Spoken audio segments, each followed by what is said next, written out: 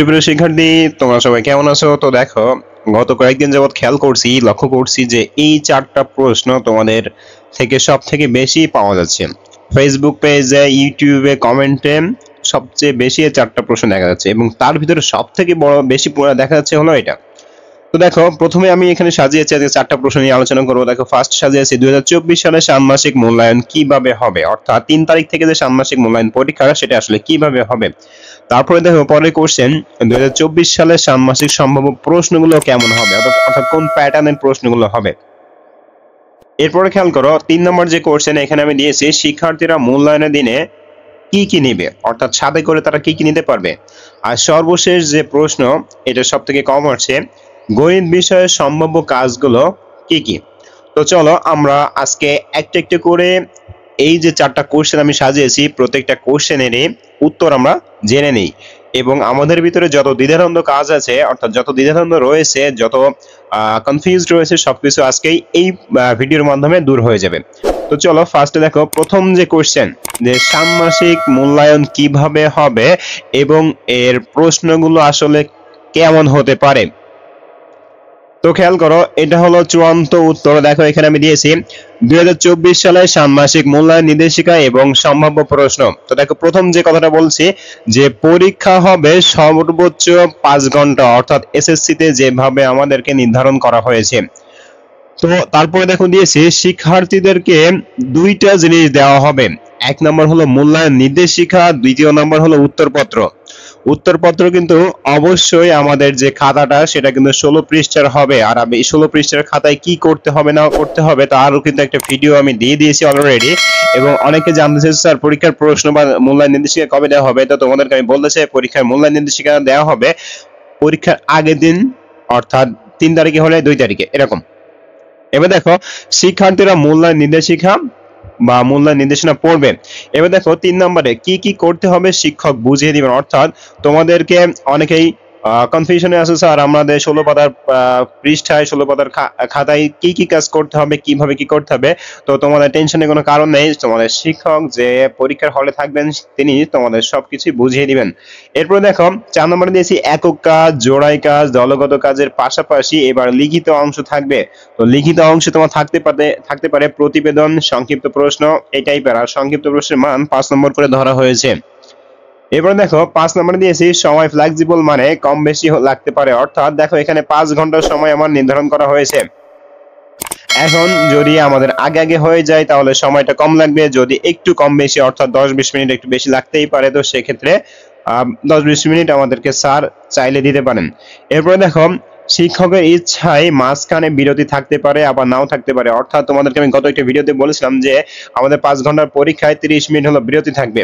এখন এই 30 মিনিট বিরতি থাকবে কিনা সেটা সম্পূর্ণ শিক্ষকের উপর নির্ভর করবে। এবার দেখো 6 নম্বর যে উত্তর, 6 নম্বর যে পয়েন্ট সেটা আমি দিয়েছি। দেখো, মূল্যায়ন চলাকালীন শিক্ষার্থী মূল্যায়ন কাজে অংশ নিচ্ছে কিনা শিক্ষক নির্দিষ্ট ছকে তা কাজের রেকর্ড সংরক্ষণ করবে। অর্থাৎ যখন মূল্যায়ন তোমাকে করা হবে তখন তোমাদের একটা কার্ড থাকবে, সেই কার্ডে আসলে তুমি মূল্যায়নে যথাযথ যে কাজগুলো, যেমন আগ্রহ, তোমার দক্ষতা, তোমার যে অংশগ্রহণ সবকিছু ঠিকঠাক আছে কিনা সেগুলো স্যার একটা কার্ডে লিপিবদ্ধ করবে সবকিছু। তারপর দেখো বলা হয়েছে যে সর্বোচ্চ 20 জন ছাত্রের জন্য একজন শিক্ষক থাকবেন। তো প্রত্যেকটা 20 জন শিক্ষার্থীর জন্য একজন করে শিক্ষক বরাদ্দ করা হয়েছে। এবার দেখো, শিক্ষার্থী 20 জনের বেশি হলে 20 জনের জন্য একজন শিক্ষক, অর্থাৎ এক শিক্ষক বা বিষয় শিক্ষক, আর বাকি 20 জনের জন্য প্রত্যক্ষ শিক্ষক। অর্থাৎ আমার যদি এখানে 20 জন হয় তাহলে 20 জনের জন্য আমার একজন শিক্ষক ঠিক আছে। এবার মনে করো এখানে আমার 20 জনের বেশি, যেমন মনে করো 30 জন বা 40 জন যদি হয়, তাহলে সেক্ষেত্রে কি হবে, সেক্ষেত্রে প্রথম যে 20 জন, অর্থাৎ এখানে তখন ভাগ করে দেওয়া হবে, ছাত্র শিক্ষার্থীর জন্য একজন শিক্ষক এবং শিক্ষার্থী অর্থাৎ ছাত্রীর জন্য 20 জনের শিক্ষার্থীর জন্য একজন শিক্ষক, এইভাবে। এরপরে দেখো বলা হয়েছে পরীক্ষা শেষে 20 জনের লিখিত অংশের খাতা, পর্যবেক্ষণ, রেকর্ড এবং অন্যান্য প্রমাণাদি যদি থাকে, যেমন থাকতে পারে পোস্টার, থাকতে পারে প্রতিবেদন, থাকতে পারে মডেল, থাকতে পারে দেয়ালিকা, থাকতে পারে এই টাইপের, শিক্ষক মন্ডলী করে নিয়ে যাবেন। অর্থাৎ শিক্ষক এটা বান্ডিল করে নিয়ে যাবেন, শিক্ষক মন্ডলী এটা বান্ডিল করে তোমাদের খাতার সংগ্রহ করে নিয়ে যাবেন। তো তোমাদের আমি বলবো প্রত্যেকটা খাতার যেমন তোমরা নাম লেখো, তোমাদের রোল লেখো, ঠিক একইভাবে প্রত্যেকটা পোস্টার তারপর দেয়ালিকায় তোমরা অবশ্যই নাম লিখবে, সাথে রোল লিখবে এবং শ্রেণী যে কোনটা সেটা অবশ্যই লিখবে। এরপর দেখো বলা হয়েছে শিক্ষক প্রথমে লিখিত অংশের মূল্যায়ন করবেন। তোমাদের যে লিখিত যে অংশ, তোমরা অবশ্যই জানতে পেরেছো যে তোমাদের দুইটা অংশ থাকে, একটা হলো লিখিত অংশ আর একটা হলো ব্যবহারিক অংশ। তো লিখিত যে অংশ থাকেন সেটা প্রথমে শিক্ষক মূল্যায়ন করবেন, তারপর দেখো মূল্যায়নের ফলাফল রেকর্ড সংরক্ষণ করবেন। অর্থাৎ মূল্যায়ন করার পরে যে যেমনটা প্রাপ্ত বা প্রাপ্য সেটা সংরক্ষণ করে রাখবেন, সেটা তার কার্ডের মাধ্যমে। এরপর দেখো তার নৈপুণ্য অ্যাপে সব পিআই ইনপুট দিলে মূল্যায়ন কার্যক্রম শেষ হবে। অর্থাৎ তোমাদের যে মূল্যায়নটা নেওয়া হবে তার প্রত্যেকটারই কিন্তু একটা নির্দিষ্ট পিআই নম্বর থাকবে এবং সেই পিআই নম্বর অনুযায়ী তাদের শিক্ষকরা কি করবে, নৈপুণ্য অ্যাপে তাদের যে পিআই নম্বর সেটা দিয়ে তোমার নাম, তোমার রোল সবকিছু বসিয়ে তারপর তিনটা যে চিহ্ন রয়েছে সেই চিহ্নের ভিতরে তোমার প্রাপ্যটা ওখানে অবশ্যই ফিল আপ করে দিবে। এরপর দেখো তবে এই রেকর্ডে ম্যানুয়ালি সংরক্ষণ করতে হবে। ম্যানুয়ালি সংরক্ষণ বলতে এখানে স্যার নিজেই সংরক্ষণ করবেন, যাতে অ্যাপসে কোনো সমস্যা হলে ম্যানুয়ালি ট্রান্সক্রিপ্ট তৈরি করা যায়। অর্থাৎ মনে করো এটা কোনো রোবোটিক্স দ্বারা করা হবে না, এটা সম্পূর্ণ স্যার নিজে হাতে কলমে সুন্দরভাবে করবে। যদি কোনো রকম সমস্যা হয় যেন এটা স্যার সুন্দরভাবে নিজে হাতেই আবার তৈরি করতে পারে অ্যাপসে কোনো রকম সমস্যা হলে। এবারে দেখো আমাদের এখানে একটা কোশ্চেন ছিল যে শিক্ষার্থীরা মূল্যায়নের দিনে কি কি নেবে। তো চলো আমরা এটারও উত্তর দেখে আসি। আমি সাজিয়েছি, দেখো এখানে দিয়েছি শিক্ষার্থীরা মূল্যায়নের দিন কি কি নেবে।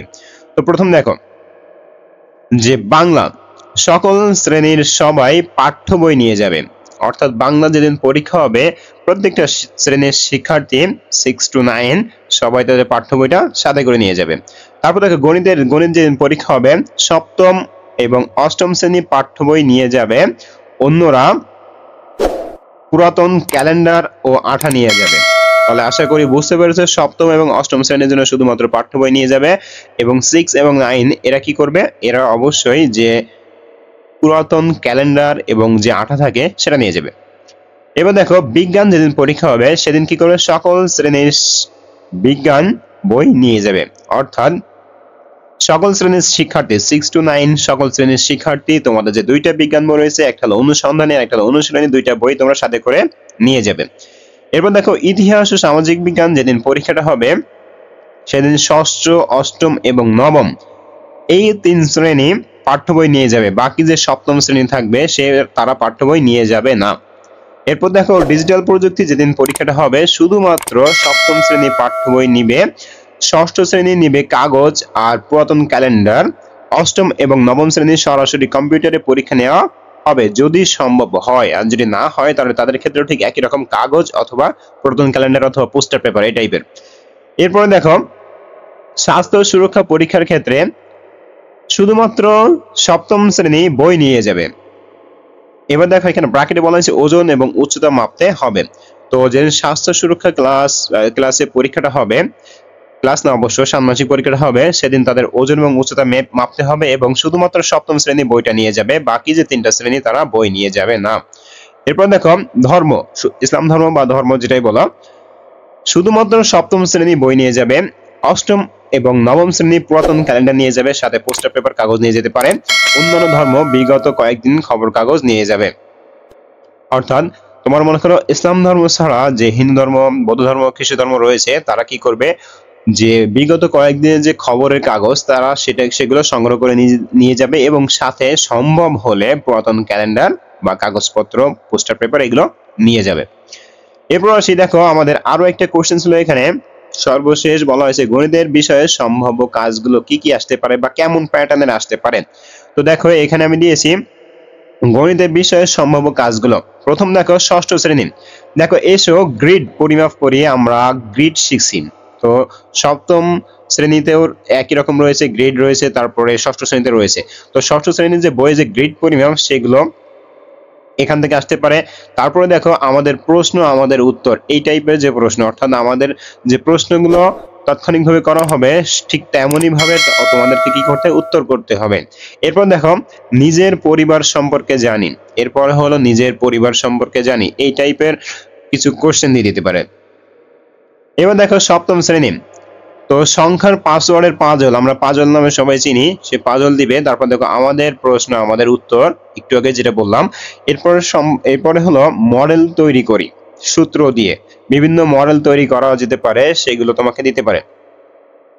এবার দেখো অষ্টম শ্রেণী, তো দেখো এখানে দেওয়া হয়েছে প্যাটার্নের ক্রম, তারপর দেখো সংখ্যা ও রাশির খেলা, মুনাফার তুলনা, কৃষকের সোনার পুতুল, রাস্তা বানাই। তো এইগুলো এই টাইপের প্রশ্ন আসতে পারে এই টাইপের প্যাটার্নে।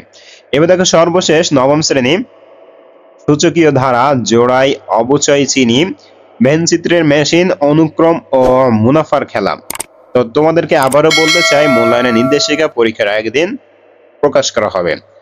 তো সবাই ভালো থাকো, সুস্থ থাকো, এবং আশা করি তোমাদের যে কোশ্চেন গুলো ছিল সেগুলো দ্বারা যথাযথ উপযুক্ত উত্তর তোমরা পেয়েছো। তো সবাইকে জানাই ধন্যবাদ।